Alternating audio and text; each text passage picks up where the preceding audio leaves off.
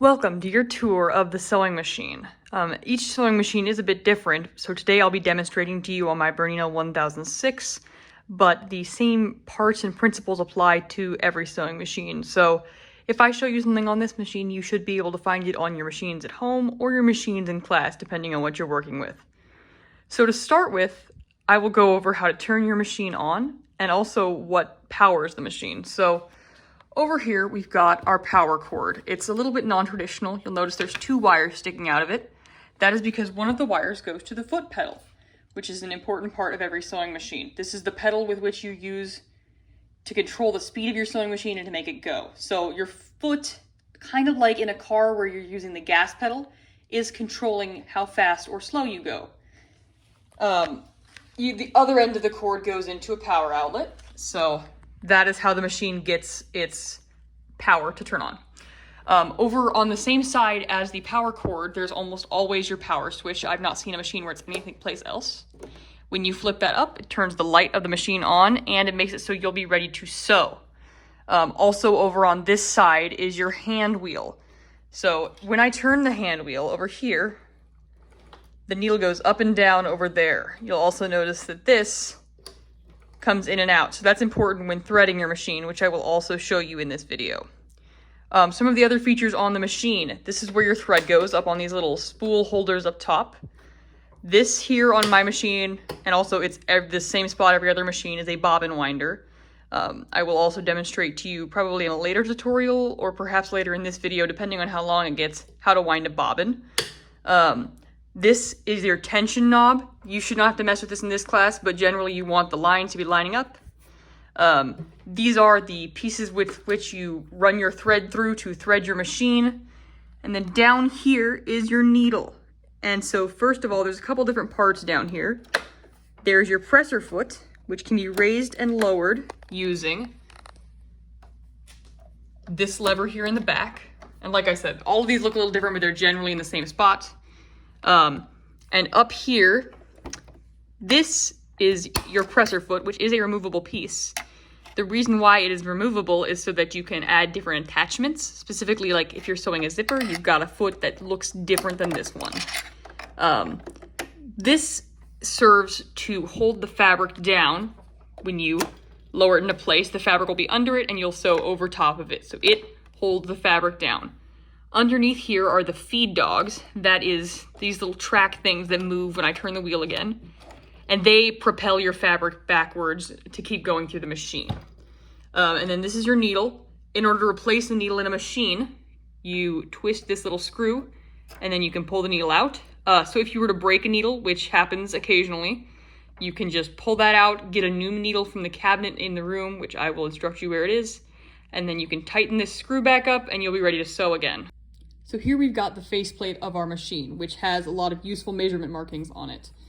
These do somewhat vary on machines, but they're generally in 1/8 increments, and they're used to demonstrate your seam allowance. So if I'm lining it up with this line, I will have a consistent and straight line at the measurement I desire. So when you're right there, this line is where you'll be sewing. And once we get over to here, this line is the 5/8 line. So before that, there's 1/2, 3/8, and the edge of the presser foot is 1/4. And then after this first long line, it goes 6/8, 7/8, and a full inch, so 8/8. So yeah, they go up in eighths, very useful to have. You'll also notice that back here on my machine, there is a compartment to hold feet. This comes off. When I'm sewing, I generally remove it because then I can get tighter corners around this arm here. This is called the arm of your machine, and this is a free arm machine, which means it's not built into a table. Very useful and preferred by me, at least. This series of knobs over here generally will look different on each machine. On my machine, this here controls the amount of zigzag I want, so how far back and forth it'll be going. When I'm sewing a straight line, I set this to 0, but if I want a big wide zigzag, I'll set it to 5, and it will be about that wide. This dial here on the front controls my needle position. So when I turn it, if we go over here, you can see that it is moving my needle from right to left. This knob is used for buttonhole making. I will do a specific demo on the machines you're using on how to buttonhole, but this the way it works is you just spin through the progression of numbers and it does a different step for each part of the buttonhole. This knob is going to be the most important for you. It is the stitch length adjustment knob, and it also does back stitch. So generally, industry standard is you want your stitch set to between 2.5 to 3. I prefer it 3 just because it's a little bit less difficult to pull out if I need to. And then when I'm sewing, if I need to back stitch, I pull this knob up and hold it, and while I'm holding it, it will sew backwards. While it's loose, it's just sewing forward. This last knob is used to switch between these stitches up here. There is a complex codex of these stitches, and for each machine, I would honestly recommend, if you're trying to use these stitches, Googling your machine's serial number and how to read this diagram so that you know exactly what each stitch does.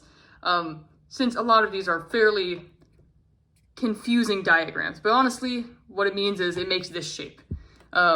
You're not going to need to use these in this class, but they could be useful later on in your life.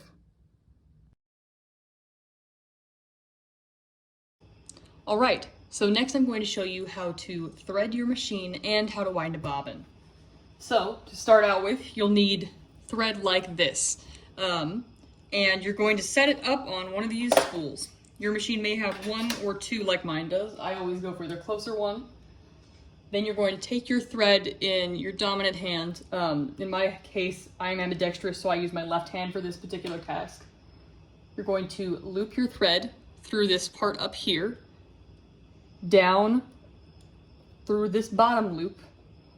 You're going to turn the hand wheel so that this is visible. You're going to hook your thread through there. Then you're going to keep moving down towards the needle. You're going to go through this little carriage loop thing, and don't worry, I'm going to do a close-up, zoomed-in version of all of these things. And then you're going to stick your needle, or your thread in through your needle from front to back, so from closest to you to farther away from you. You're going to pull that tight.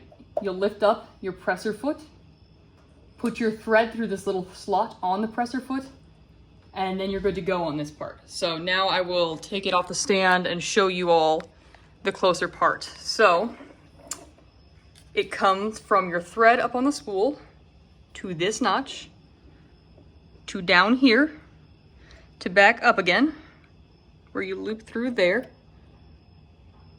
and then down through here, and then you get to the end of your thread, which right now I've got quite a bit of spare thread out there, and you thread the needle,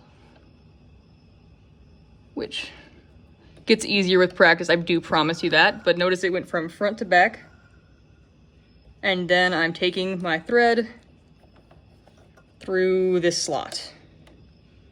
And I'm gonna leave that tail back there. It will matter for us when we get to the bobbin winding, which we will do next. So bobbins, for those of you that are not familiar with the sewing term, are the second spool of thread that goes underneath your fabric. It goes down into this little part here, which we'll be getting into next. But this is my storage tray of bobbins. You'll see I've got a lot of different colors, and I've conveniently got one empty one that I'm going to show you how to fill now. When it comes down to it, you usually end up filling your bobbins as you go, unless it's like a universal color like black or white or gray. But for example, most of the ones I've got here are from specific projects, and if I were to go at it again, I may or may not have the right shade of red. I might need to make a new one to match exactly what I'm doing. So to start, this is a bobbin that is empty. I'm going to take this bobbin, I'm going to place it up here on this little nub that I showed you earlier. This one is just to the right and forward of the actual spools of thread. And I'm gonna see if I can angle you a little bit better. Actually, I'm just gonna pick you all the way up. So this is where my bobbin is sitting, right there. And so what happens next is I take my thread and I act as though I'm coming over to thread my machine, and then I make a hard right turn. So as opposed to going back here, like when I'm normally threading the machine, I'm going to loop around this nub. This nub is only for bobbin winding. You don't need it for when you're threading your machine. And then I'm going back over to my bobbin. I'm going to wrap around it. I like to do 3 times, but you can do more or less. And I'm going clockwise. This is important because otherwise it will just undo itself again. And then I'm going to tuck my thread up through one of my holes, which is difficult to do when you're looking through the camera. So I'm going to whoop. There we go. And then I'm gonna pull it tight like this. And then I'm going to slide my bobbin to the right until it clicks. It's got like 2 positions. You push it back and forth. Right means that it is engaged and going. And now I'm going to show you a little trick, because right now when I push on my foot pedal for it to go, it spins this because I've got it locked into position, but it's also making my needle go, which is not really super useful when you're doing this because it's just going to dull your needle. So in order to stop it from doing the needle running while I'm spinning the bobbin, I'm going to go over to this far knob, and I'll turn my machine so you can see what I'm doing. It's got 2 circles on it, and if you twist them apart with bringing the smaller one towards you and the further one you're pushing away, you can actually disengage this mechanism. So now I can wind my bobbin up here without the needle going at all, which is what you want to do. It's much nicer and it's quieter. It doesn't do all of the needle dulling that the other ways it would do. But so now it's just a waiting game. I'm just pushing down on the foot pedal and letting my bobbin get wound. And you'll notice the thread is coming off of here, looping around this, which is keeping the tension right, and it's going onto my bobbin. Typically your machines will have a little stopper here. Mine broke off years ago, so I no longer have a little stopper to tell me when it's full. But at this point I can just kind of eyeball it and say that's far enough. Also, sometimes when you're spinning it, if your thread's being obnoxious like mine was and wiggling all over the place, I just put my finger up there, stop it from doing that. It doesn't really affect anything. And so this is about full enough for my bobbin. This is about how full I want it. So I'm just gonna set it there, grab my scissors, snip it clear, and that is how you wind a bobbin. Next I'll show you how to put it into the machine. All right, so now that we've got the machine threaded from the top and we've got our bobbin wound, it's time to put the bobbin into the machine. Which brings us to the last real area that I haven't shown you, the bobbin mechanism area. So first of all, in order to remove this, which is the bobbin casing, I'm going to pull this little lever and it'll come right out.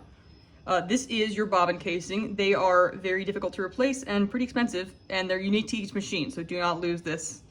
If you're gonna lose something, I'm begging you lose something else. This here is the lever with which you can pull it out, and this is where the thread goes. So we're going to take our bobbin and we're going to just place it in there. And then I'm going to take the thread tail and I'm going to give it a little tug to see which direction the bobbin spins. You'll notice it's spinning counterclockwise. That is correct. If it is spinning clockwise, it's going to make a tangle in your machine because it won't be spinning the right way. So you always want it to go counterclockwise when you pull this string. And it can take a few tries to get automatically good at putting it in spinning counterclockwise. It's just easy to check and it's not that difficult of a thing to fix. Thankfully, if you get it the wrong way, you just take it, flip it, and put it back in. And then next I'm going to pull the thread through this little slot here, which I'm going to try to get it to focus on this in the video. Yes, okay, so you can see there's a little slot here and a hole there, and I'm trying to pull the thread through here under this and out there. And you'll be able to test your bobbin tension by just kind of giving it a little tug. It should stay relatively in the same spot, shouldn't be doing a lot of sliding around. If it falls out like mine did, that's not a terrible sign. You just put it back in and keep going. So now that you've got your bobbin thread inside of your bobbin casing, you're going to put it back in the machine. So you grab the little lever like before, and you're going to place it into your machine, and it should fit together like a puzzle and click. You'll notice this little top part, it goes facing upright. So it will fit into the machine down here, and it should click in like that.